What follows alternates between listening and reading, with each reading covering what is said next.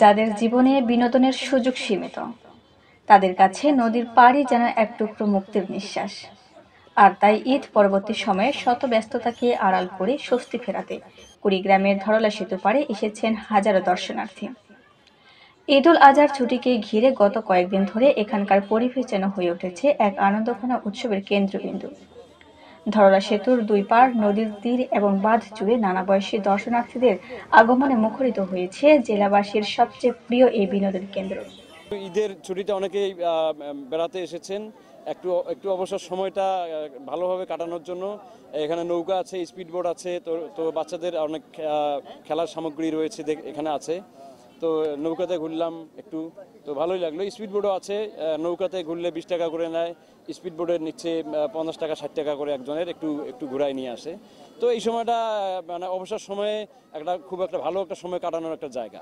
দূর দূরান্ত থেকে লোক আসে এবং খুব ভালো লাগে, এবং এখানে অনেক জায়গার লোকেশন ভালো এবং পিকচার ওঠার জন্য এবং ভালো লোকেশন আসে এবং খুব ভালো লাগে। বাসা নাগেশ্বরী থেকে আসছি কুড়িগ্রাম ধরলা ব্রিজ দেখতে, ধরলা ব্রিজে দাঁড়াইতে। আমার বউ বাচ্চা সবাইকেই নিয়ে আসছি। আসলে এবার ঈদের ছুটি 10 দিনের ছুটিতে সবাই মিলে বেড়াইতে আসছি কুড়িগ্রাম। ঈদের ছুটিতে আনন্দ আড্ডায় কেউ এসেছেন পরিবার পরিজন নিয়ে, কেউ হাঁটছেন প্রিয় মানুষটির হাত ধরে, আবার কেউ কেউ নৌকা কিংবা স্পিড বোটে ঘুরে মেতে উঠেছেন নির্মল আনন্দে। কেউ বা প্রিয়জনদের নিয়ে পড়ন্ত বিকেলে কিংবা সন্ধ্যায় নদীর জলরেখায় দেখছেন রক্তিম সূর্য। এমন সুখ স্মৃতি বন্দি করেছেন ক্যামেরার ফ্রেমে। আর এমন খুশিতে মেতে উঠেছে শিশু কিশোরও। হ্যাঁ, আমরা আজকে কেবলই এখানে আসলাম। কালকে বেসিক্যালি অনেক কাজের জন্য বাসা থেকে বের হওয়া হয়নি, এই কারণে আজকে আমরা এখানে আসছি। এই ঈদে ফার্স্টে আজকে এখানে ঘুরতে আসছি।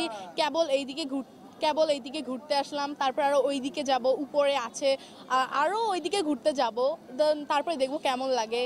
এখানে যতটুকু ঘুরছি ভালো লাগছে এখানকার সব কিছু। এখানে আসলাম, ভালোই লাগতেছে। এখন স্পিড বোর্ডে উঠবো, এই যে এদিকে খাওয়া দাওয়া করবো। গরিবের কক্সবাজার হিসেবে একটু ভালো। এটা ঢাকা থেকে নানু বাড়ি আসছি কোরবানি করতে। কালকে গরু আর ছাগল কোরবানি দিছে, এখানে সবাই আসবেন, অনেক মজা, অনেক ভালো লাগতেছে। পা ভিজাইছি, তারপর স্পিড বোটে উঠবো। কুড়িগ্রামে যেসব পর্যটক স্থান আছে সেটা তো সাধারণত অনেক দূরে হয়ে থাকে আর কি, উলিপুর, চিলমারি এইসব জায়গায় পর্যটক স্থান হয়ে থাকে, কিন্তু কাছাকাছির ভিতরে সুন্দর এবং পাশাপাশি যে পর্যটক স্থানীয় সুন্দর জায়গা, তারপরে মানে মানুষ আর কি ভালোবাসে এই জায়গার মধ্যে ধল্লা কিন্তু একটা অন্যতম স্থান। ধল্লা স্পেশালিটি, ধল্লা সৌন্দর্য ধল্লাকে একটা অন্যতম জায়গা বানিয়েছে।